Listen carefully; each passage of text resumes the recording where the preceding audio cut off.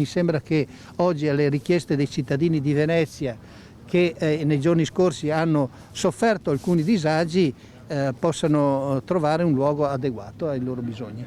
Lustra e Serenissima apre un nuovo punto tamponi al Terminal San Basilio di Dorsoduro.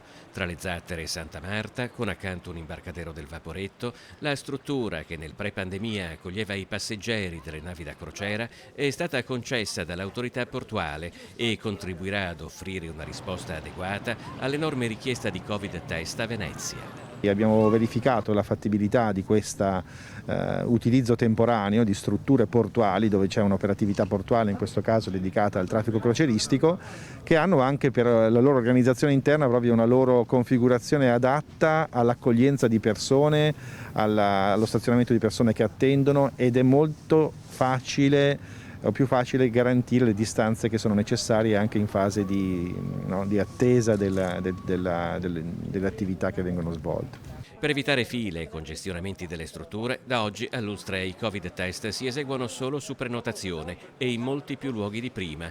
Complessivamente i punti tampone sul territorio dell'azienda sanitaria veneziana saranno triplicati.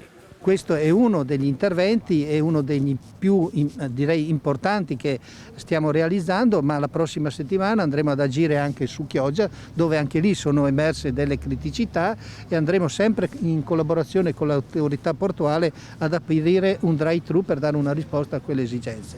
La richiesta di tamponi è cresciuta con l'aumento dei contagi e i contagi sono cresciuti parecchio nelle scuole. Nel territorio dell'Ustra e Serenissima ci sono circa 1 migliaio di classi in quarantena. Noi in questi giorni abbiamo le prime fuoriuscite dalle quarantene, che stiamo accompagnando questo tipo di scelta anche al Palaespo e negli altri CVP come Dolo, in cui affianchiamo ai box vaccinali sempre più spazio per i box dei tamponi per le scuole, per le uscite quarantene.